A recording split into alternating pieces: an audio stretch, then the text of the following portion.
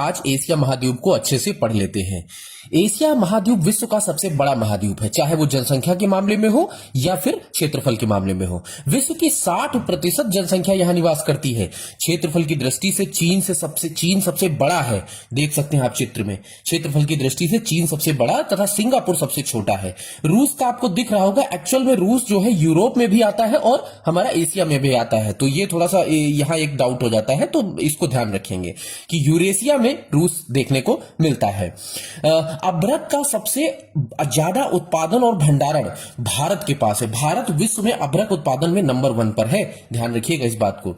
लौह आयरन के उत्पादन में चीन प्रथम स्थान पर है। लौह जो अयस्क है उसके उत्पादन पर चीन नंबर 1 है। विश्व का 60% कोयला और पेट्रोलियम इसी महाद्वीप में उपस्थित है, यानी जो ये 60% कोयला और पेट्रोलियम इसी महाद्वीप में उपस्थित है। ये इधर के आपको देख रहे होंगे, ये एशिया जो महाद्वीप है, एशिया महाद्वीप की अगर हम बात करें, पश्चिमी देश कुछ हो जाते हैं जैसे ईरान, इराक, बगदाद, सऊदी अरब, यमन, है ना। यहां पर जो है यूएई, सऊदी अरब वगैरह, यहां पर तेल वगैरह, पेट्रोलियम वगैरह, कोल वगैरह जिसे हम कहते हैं, कोल तार कहते हैं, सबसे ज्यादा देखने को मिलता है। दोस्तों मैं बता देता हूं कि पेट्रोलियम, कोल तार, ये सारी चीजें एक्चुअल में पृथ्वी के नीचे बहुत डिकेड्स, या हम ये कह सकते हैं million and billion years ago, पृथ्वी में उथल पुथल की वजह से जो पेड़ पौधे या वेजिटेशन या समुद्री जीव जो नीचे दब गए थे, उनकी वजह से ऐसी चीजें देखने को मिलती हैं। पेड़ पौधों से कोल बन गया और जीव जंतुओं से पेट्रोलियम बन गया। पेट्रोलियम में हमारी petroleum gases, natural gases, diesel, petrol, kerosene और कोल तार, ये सारी चीजें देखने को मिलती हैं। तो ये जो है हमारा सबसे ज्यादा लगभग 60% यहीं पर देखने को मिलता है, इसी महाद्वीप में। तेल क्षेत्र में सऊदी अरब जो है वो प्रथम स्थान पर है, ठीक है, तेल क्षेत्र में। टंगस्टन के भंडारण में चीन प्रथम स्थान पर है। टंगस्टन आपको धातु के बारे में पता ही होगा। एशिया में स्थित पामीर का पठार जो विश्व का छत कहा जाता है, इसको बहुत अच्छे से याद रखिएगा। पामीर के पठार को विश्व की छत कहते हैं। विश्व का सबसे विस्तृत पठार हिमालय और क्यूनलुन पर्वत के बीच तिब्बत का पठार है। यहां से लेकर ये पूरा का पूरा ऐसे, ये पूरी की पूरी श्रृंखला, यहां पर ये पर्वतमाला है पूरी की पूरी, यहां तिब्बत के पठार, ये सारा का सारा आप ध्यान रखिएगा। तो विश्व का सबसे बड़ा ये पर्वत श्रृंखला है, इसको आप ध्यान रखेंगे। वो भी एशिया महाद्वीप में ही है।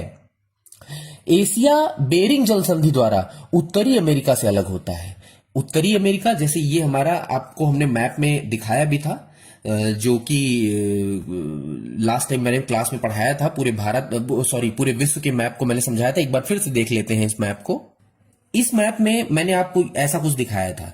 यहां पे देखिए, ये एशिया है, ये आपका, इधर यूरोप, ये अफ्रीका महाद्वीप, ये दक्षिणी अमेरिका, ये उत्तरी अमेरिका, और ये ऑस्ट्रेलिया, ठीक है। इधर हमारा अंटार्कटिका, और ये तीनों लाइनें मैंने आपको बताई थी। ये भूमध्य रेखा है 0 डिग्री, या हम जिसे या विषुवत रेखा भी कहते हैं।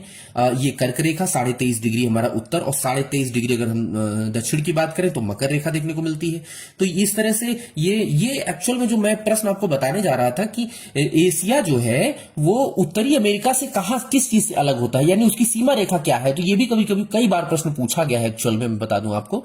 तो उत्तरी अमेरिका से जो एशिया अलग होता है, यहां पर बेरिंग जल संधि है, और बेरिंग जल संधि से ये अलग होता है। तो बेरिंग जल संधि, ये नाम आप ध्यान रखेंगे बहुत अच्छे से, बार बार ये परीक्षाओं में प्रश्न पूछ लिया जाता है।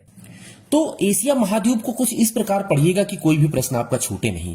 मैंने श्रृंखला आरंभ कर दी है, विश्व के सारे महाद्वीप और महासागर, 7 महाद्वीप और 5 महासागरों में पूरी पृथ्वी विभाजित हुई है, जिसमें कि मैंने आपको अंगारा लैंड और गोंडवाना लैंड भी पढ़ाया हुआ है। उससे कैसे कैसे प्रश्न बन सकते हैं वो पिछले लेक्चर में जिन लोगों ने नहीं पढ़ा है वो लेक्चर 1 जरूर देखेंगे। इसके पिछला वाला लेक्चर मैंने वर्ल्ड ज्योग्राफी में जो मैं आरंभ किया हूं ये सीरीज, तो उसमें से आप पढ़ सकते हैं जाके।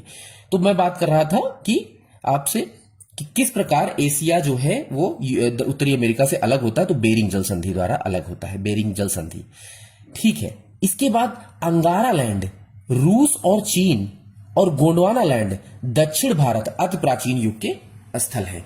एक्चुअल में मैंने आपको बताया भी था कि जैसे ये जो पृथ्वी है, देखिए ये कुछ इस प्रकार से विभाजित हुई, तो ये स्थल भाग, ये 2 स्थल भाग हो गए और ये जल भाग हो गया, ठीक है, ये जल भाग।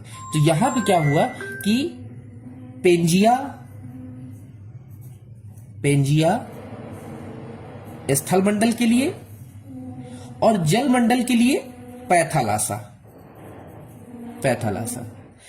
अब इसके बाद ये जो ऊपरी यानी इसको उत्तरी पेंजिया और नीचे वाले को दक्षिणी पेंजिया, बीच में जो ये जलमंडल है उसे हमने पैथालासा कहा था, ठीक है, पैथालासा कहा था। तो ऐसे प्रश्न पूछ लिए जाते हैं परीक्षाओं में, तो थोड़ा सा इस पर भी ध्यान रखिएगा। और एक और बात बता देता हूं, जो भारत का यानी जो ऊपरी हिस्सा यानी उत्तरी हिस्सा है वो हमारा अंगारा लैंड में आता है, लेकिन अगर हम प्रायद्वीपीय भारत की बात करें तो वो गोंडवाना लैंड में चला जाता है। तो थोड़ा सा ये भी प्रश्न बन सकता है कि भारत का प्रायद्वीपीय भाग किसमें है, तो वो गोंडवाना लैंड में आता है, ठीक है। आप याद रखेंगे, आई होप आप जो है इसको अच्छे से। तो अंगारा लैंड, रूस और चीन वगैरह ये हमारे अंगारा लैंड में, और उत्तरी भारत भी अंगारा लैंड का हिस्सा है। लेकिन अति प्राचीन युग अगर स्थल खंड की बात करें जो कि दक्षिणी भारत है, गोंडवाना लैंड में आ जाता है। विश्व का सबसे गहरा सागरी गर्त मेरियाना ट्रेंच फिलीपींस द्वीप समूह में है। यहां पे है मेरियाना ट्रेंच, सबसे गहरी गर्त देखने को मिलती है। विश्व की सबसे बड़ी झील कैस्पियन सागर साइबेरिया में अवस्थित है। तो कैस्पियन सागर मैंने आपको कल पढ़ा रहा था तो मैं बताया था, ये कैस्पियन सागर यहां पे, ठीक है, कैस्पियन सागर, कैस्पियन सागर। तो ये विश्व की सबसे बड़ी झील कैस्पियन सागर साइबेरिया में है। एशिया में ही विश्व की सबसे गहरी झील बैकाल झील, ठीक है, 1471 मीटर जो कि है गहरी, वो भी एशिया में ही है। भारत में मासिनराम मेघालय में सर्वाधिक वर्षा होती, लगभग 1200 सेंटीमीटर वर्षा ये ग्रहण करता है। तो मासिनराम मेघालय में यहां पे सबसे ज्यादा वर्षा देखने को मिलती है। विश्व में सिंचाई नहरों का सबसे बड़ा जाल पाकिस्तान में है। पाकिस्तान में अगर हम देखें तो सबसे ज्यादा जो सिंचाई है वो नहरों के माध्यम से ही होती है। तो अभी देखा ही होगा आपने, सिंधु जल समझौता वगैरह जो है वो रद्द कर दिया गया भारत की ओर से। तो सिंधु, और जिसमें पंचनद यानी 5 नदियां आती हैं, जिसमें चिनाब, रावी, व्यास, झेलम, सतलज ऐसी नदियां यहां पर देखने को मिलती हैं जो सिंधु नदी की सहायक नदियों के रूप में है और सिंधु नदी के जल को बाहरी आयतन प्रदान करती हैं। तो इसी नदियों के द्वारा जो पंजाब क्षेत्र है पाकिस्तान का, वो सिंचाई को यहां पर प्राप्त करता है नहरों के माध्यम से। तो नहरों का जाल सबसे ज्यादा यहीं पर है। अगर हम बात करें बेरिंग जल संधि, तो मैंने यहां पर आपको बताया भी था कि ये पूरा का पूरा जो एशिया है ये बेरिंग जल संधि से उत्तरी अमेरिका से अलग होता है और अंतरराष्ट्रीय तिथि रेखा के समांतर स्थित है, ठीक है। विश्व का 92% चावल एशिया में ही उपजाया जाता है। 92% चावल एशिया में ही उपजाया जाता है। विश्व का सर्वाधिक मछली पकड़ने वाला देश चीन है। चीन में सबसे ज्यादा मछलियां पकड़ी जाती हैं। विश्व का सर्वाधिक समाचार पढ़ने वाला देश हांगकांग है। विश्व का सर्वाधिक डाकघर वाला देश भारत है। भारत में सबसे ज्यादा डाकघर हैं अभी वर्तमान में भी। विश्व का सबसे बड़ा प्लेटफॉर्म उत्तर प्रदेश का ही है, गोरख यूपी का है।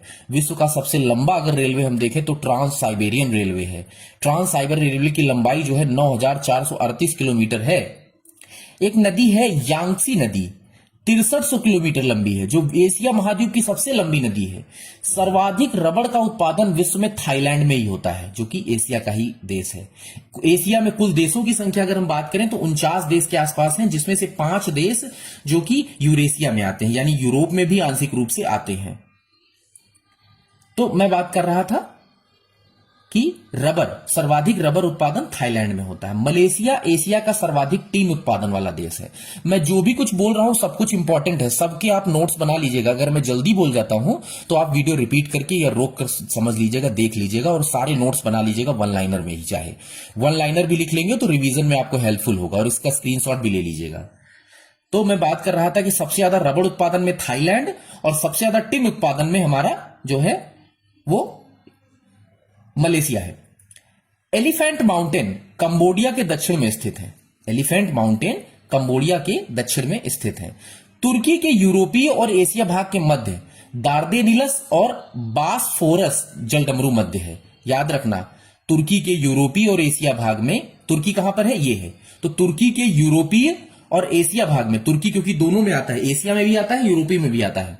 तो तुर्की क्योंकि एशिया में आधा हिस्सा यूरोप में, तो तुर्की के यूरोपीय एशिया भाग के मध्य जो है वो दार्देनिलेस और बासफोरस जलडमरू मध्य, जिससे वो जुड़े हैं, दोनों के बीच में जलडमरू है। जलडमरू कुछ ऐसा देखने को मिलता है दोस्तों, लाइक दिस, ऐसा बीच में जो है वो जुड़ा होता है ऐसे। तो जलडमरू मध्य है।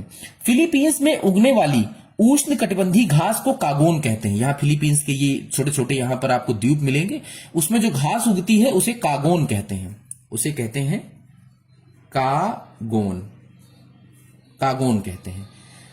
जो भी कुछ मैं बोल रहा हूं सब कुछ इंपॉर्टेंट है, प्लीज आप लोग इसे जो है सेव जरूर कर लीजिएगा। एशिया देश फिलीपींस को हरित क्रांति का देश कहा जाता है। एशिया देश फिलीपींस को, क्योंकि यहां पर बहुत ज्यादा ये लोग फर्टिलाइजर और ग्रीन फर्टिलाइजर साथ में डिफरेंट टाइप की जो वेराइटीज हैं उसमें वो थोड़ा सा उस पर काम करते हैं, तो हरित क्रांति का भी देश कहा जाता है वर्तमान में। एशिया में कुल देश मैंने बता ही दिया आपको, 49 देश हैं, इसमें से 5 देश जो है वो दोनों में आ जाते हैं, यानी यूरेशिया में। आमूर नदी रूस और चीन की मध्य सीमा रेखा बनाती है। आमूर नदी रूस और चीन के मध्य सीमा रेखा बनाती, कुछ ऐसे बहती है। तो आमूर नदी, ये भी एक प्रश्न पूछा जाता है, रूस और चीन की। मैंने सारे प्रश्न इंक्लूड किए हैं जो पूछे जाते हैं या उनके पूछे जाने की प्रायिकता अधिक है, मैंने उनको सबको इंक्लूड कर लिया है। मुस्लिम आबादी के अनुसार विश्व के 4 प्रमुख देश, सबसे बड़ा इंडोनेशिया, सबसे बड़ा, सबसे ज्यादा मुस्लिम आबादी कहां है? इंडोनेशिया में है। उसके बाद भारत में है, उसके बाद बांग्लादेश में है और उसके बाद पाकिस्तान में। और ये चारों के चारों देश जो है वो कहां पर है? एशिया में ही है। तो बहुत अच्छे से ध्यान रखिएगा, मुस्लिम आबादी के अनुसार विश्व के 4 प्रमुख देश, इंडोनेशिया टॉप पे, उसके बाद भारत, उसके बाद हमारा बांग्लादेश और उसके बाद पाकिस्तान। तो इस तरह से एशिया महाद्वीप से दोस्तों जो प्रश्न बन सकते थे वो मैंने कवर करने की कोशिश की है, और आशा करता हूं कि आपको चीजें क्लियर हो गई होंगी। और इसकी मैं पीडीएफ भी प्रोवाइड करूंगा, तो वो भी आप जरूर देखिएगा। बाकी चीजें इसको सेव कर लीजिएगा, वीडियो को 1 से 2 बार देख लीजिएगा, तो एशिया महाद्वीप क्लियर हो जाएगा आपका। कल मैं आपके लिए जो लेके आऊंगा वो अफ्रीका महाद्वीप कल मैं पढ़ाऊंगा, तो रेडी फॉर टुमारो। और अगर वीडियो लेक्चर पसंद आता है तो प्लीज शेयर जरूर करें दोस्तों। Thank you so much.